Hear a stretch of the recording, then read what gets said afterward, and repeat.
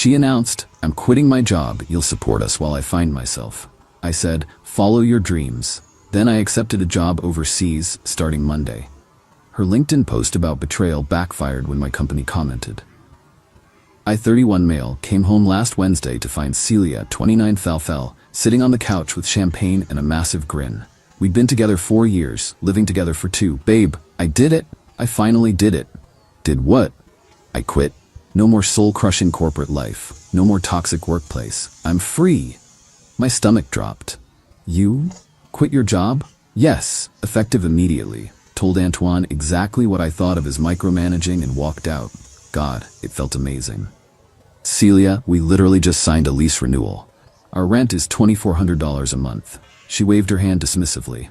"You make enough to cover us both while I figure out my next move." I'm thinking maybe photography? Or pottery? I need time to explore my authentic self. "We should have discussed this first." "Why? So you could talk me out of it?" "I knew you'd be unsupportive. You're always so obsessed with money and stability." "Because stability keeps a roof over our heads?" "See? This is exactly why I didn't tell you. You're supposed to support my dreams, not lecture me about bills." I took a breath. "How long have you been planning this?" "A few weeks. I already bought a $3,000 camera setup for my photography journey. It'll pay for itself once I start booking clients." "With what money?" "Our emergency fund. But it's an investment in our future. Our emergency fund that I contributed 80% to for actual emergencies." "That's great. Follow your dreams." She beamed. "I knew you'd understand once you thought about it." What she didn't know was that 2 months ago, I'd been approached by my company's European division. They needed someone to lead a new team for 2 years. The pay was almost double, housing included, full relocation package. I'd been on the fence because of our relationship. Not anymore. That night, while Celia browsed Entrepreneurship for Beginners articles, I sent the email. "I accept the position. Can start Monday." The response came within an hour. "Fantastic. We'll expedite everything. Flight booked for Sunday night." Update 1 spent the last 3 days quietly organizing everything while Celia planned her creative journey. She'd already signed up for a $500 Find Your Purpose online course, bought $800 worth of art supplies, scheduled a 300-hour life coaching session. All on credit cards she assumed I'd pay off. Saturday morning, she presented me with a budget. "So I figured out our new financial plan. If you pick up some overtime and we cut back on your hobbies, we can maintain our lifestyle while I explore my passions. I'll need about 6 to 12 months. "That's thorough. "Oh, and I told my parents you're supporting my journey. They're so impressed. Dad said it's about time you stepped up as a provider." Her dad, who hasn't worked in 10 years while her mom supports him. Perfect. Speaking of stepping up, I have news too. Finally getting that promotion. Perfect timing. Better. I accepted a position in Amsterdam. I leave tomorrow night. The silence was deafening. That's not funny. Not trying to be. "Here's my contract." I showed her the email. "You can't. We have a lease. We have a life here. You ended our life here when you quit without discussing it, and spent our emergency fund on cameras. This is completely different. You're abandoning me. I'm following my dreams. You should be supportive. How am I supposed to pay rent? Maybe sell some of that photography equipment? Or book some clients with your 3 days of experience." She started crying. "You planned this. You're punishing me for choosing happiness. I was offered this job 2 months ago. I was going to turn it down for us. Then you made a unilateral decision about our future, so I made one too." 2 months? You've been lying for 2 months. "I've been considering an opportunity. You quit your job and spent our savings without even mentioning it. Which one's worse?" She grabbed her phone. "I'm calling Gigi. She's a lawyer. This is financial abuse." Gigi's not a lawyer. She's a paralegal who does MLM skincare. But okay. While she ranted to Gigi, I finished packing. Movers were coming tomorrow for the stuff I was shipping. Everything else was sorted. Removed myself from the lease, penalty paid, canceled utilities effective Monday, separated our streaming accounts, downloaded all financial records showing my solo contributions. The best part? Her LinkedIn meltdown that night. When your partner of 4 years betrays you by accepting a job in another country without discussion, you learn who they really are. While I courageously left toxic corporate culture to pursue my authentic path, he chose money over love. Remember, ladies, narcissists will punish you for growing. Narcissistic abuse, financial abuse, betrayal, women supporting women. The comments were not what she expected. Girl, didn't you just post yesterday about quitting without notice? So you quit your job without telling him, but he's wrong for taking a promotion? This you? Screenshot of her post from Thursday. Real partners support your dreams without question. If he loves you, he'll provide while you thrive. But the best comment came Sunday morning from my company's official account. Congratulations to our star analyst on his promotion to European director. Fun fact, he initially declined this opportunity 2 months ago, citing personal commitments. We're thrilled he reconsidered. Welcome to Amsterdam. Her post disappeared within an hour. Update 2, landed in Amsterdam. Beautiful apartment overlooking a canal. Full furniture, view that would cost $8K a month back home. Celia's been bombing my WhatsApp. Day 1, please reconsider. We can do long distance. Day 2, the landlord says I need to pay or leave by Friday. Day 3, this is illegal. You can't just abandon me. Day 4, my parents won't let me move back unless I get a job. Day 5, nobody's hiring and it's your fault. That last one came with a voicemail from her mom, Diane. How dare you abandon my daughter when she's following her dreams?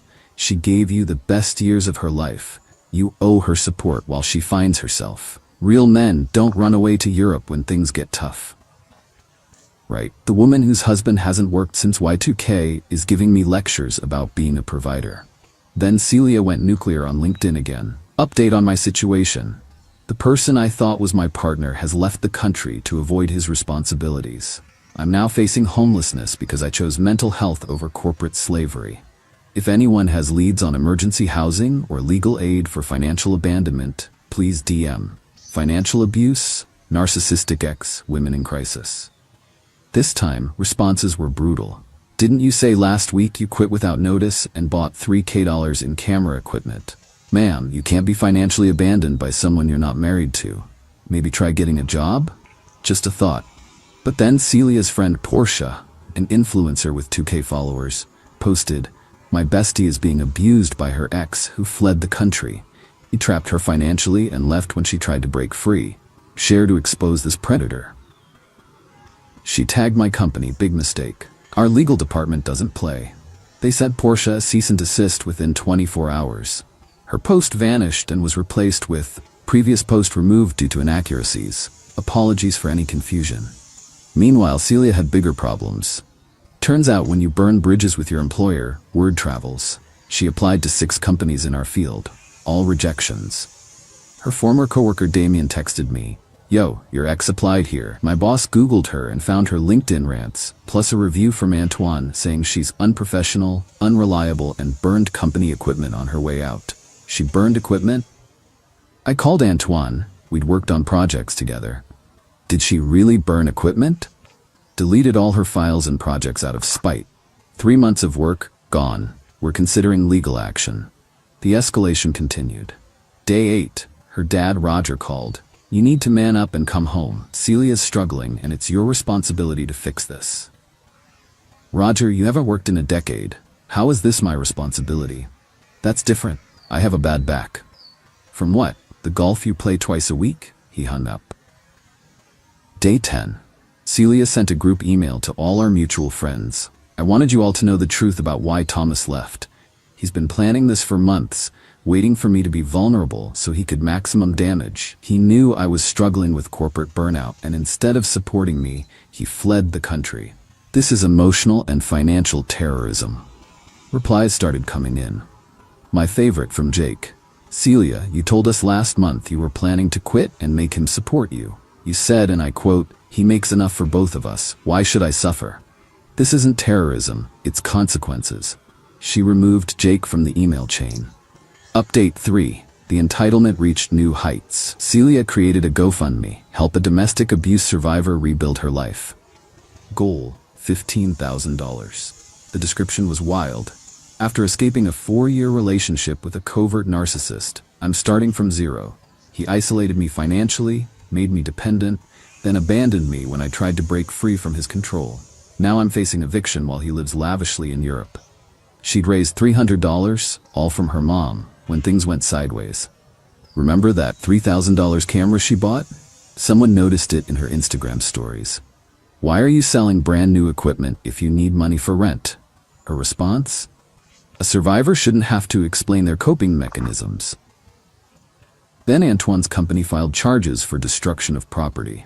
Turns out, what she deleted included client deliverables worth roughly $50,000 in contracts. She tried to claim it was an accident, but they had her key card data showing she came back after hours specifically to do it. Her LinkedIn got interesting, being sued by my toxic former employer for standing up for myself. They're claiming I destroyed property when all I did was clean my personal files. This is what happens when you refuse to be a corporate slave. Any lawyers willing to work pro bono for a whistleblower? The legal community responded, "That's not what whistleblowing means. Deleting client work isn't cleaning personal files." Pro tip, don't admit to crimes on social media. The best part? My company announced my first big win, landed a 2-mirror client in my second week. They posted about it with my photo. Celia commented, "Must be nice succeeding on the backs of those you've destroyed." My company responded, "Thomas earned this through merit and hard work. We don't tolerate defamation of our employees. This is your only warning." She deleted the comment but screenshotted it first, posting it everywhere with, "See how they protect abusers?" Nobody cared. Her follower count was dropping daily. Then came the voicemail from Roger. "You've ruined my daughter's life. She had to move back home. Do you know how embarrassing this is for us? The neighbors are talking. You're gonna fix this, or I'll fly to Amsterdam myself." I texted back, "Cool, let me know when you book that flight with all your golf injury settlement money." He didn't respond. Final update. Everything came crashing down for Celia spectacularly. First, the lawsuit from Antoine's company. They had her dead to rights.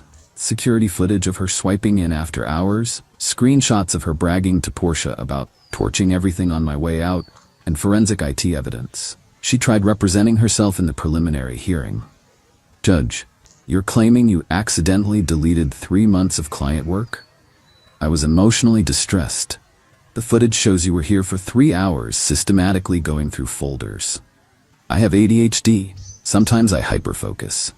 "You've never been diagnosed with ADHD according to these records." "I self-diagnosed."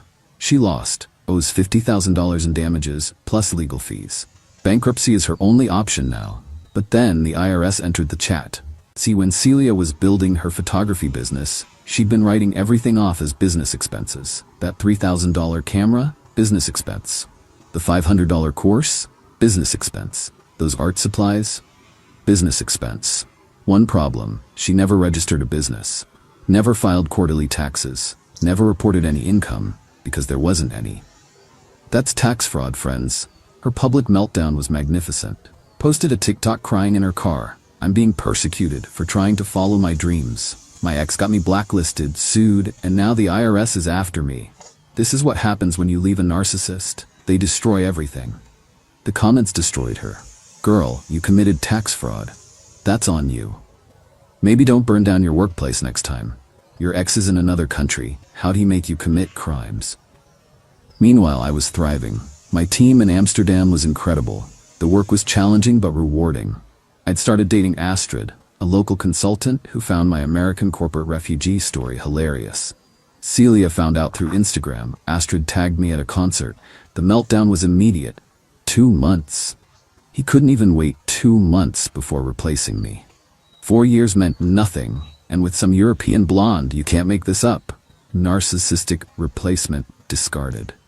Someone commented, "Didn't you quit your job to find yourself and expect him to pay for it?" Her response, "That's different. I was growing." Into what? An unemployed defendant? She blocked them. The final nail? Portia, her bestie, posted a video distancing herself. "Hey guys, so about my friend's situation? I've learned there's more to the story. I was manipulated into believing false narratives, and I apologize to anyone affected. Mental health isn't an excuse to harm others. I'm focusing on my own journey now. #growth, accountability."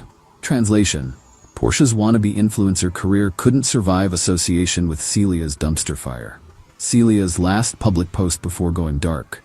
Taking a social media break to heal from narcissistic abuse, financial terrorism, and systematic oppression. If you need me, don't. I'm protecting my energy. Roger sent one final email. I hope you're happy. My daughter is destroyed. She's had to take a minimum wage job at a call center. She cries every day. This is your fault. I responded, weird how she's able to work now that she needs money. Guess she found herself after all. He CC'd my mom on his reply. Your son is a sociopath. My mom replied all. My son paid his own bills and moved on with his life. Your daughter committed fraud and burned down her career. I know which one I'm proud of. Last I heard through mutual friends, Celia's working 2 jobs to pay legal fees, living in her teenage bedroom at Roger and Diane's. Banned from LinkedIn for repeated violations of professional conduct standards. Her photography business, Instagram, has 12 followers. The IRS payment plan will take approximately 7 years to complete. As for me, just got promoted again. Astrid and I are planning a trip to Iceland. My mental health has never been better. Turns out removing entitled people from your life does wonders for your peace. Oh, and Celia? Since I know you still check my socials with fake accounts, hey, totally not Celia94, Photography Dreams 2024 and Amsterdam Stalker 1, here's a message. You were right about one thing. I did choose money over love. Because what we had wasn't love. It was you treating me like a bank account with feelings. Real love doesn't demand you fund someone's delusions while they call you unsupportive for having boundaries. Hope you found yourself. From what I hear, she works at a call center and owes the IRS 5 figures. Sounds about right? Peace out from Amsterdam. Edit. Stop asking for Celia's socials. Let her rebuild in peace.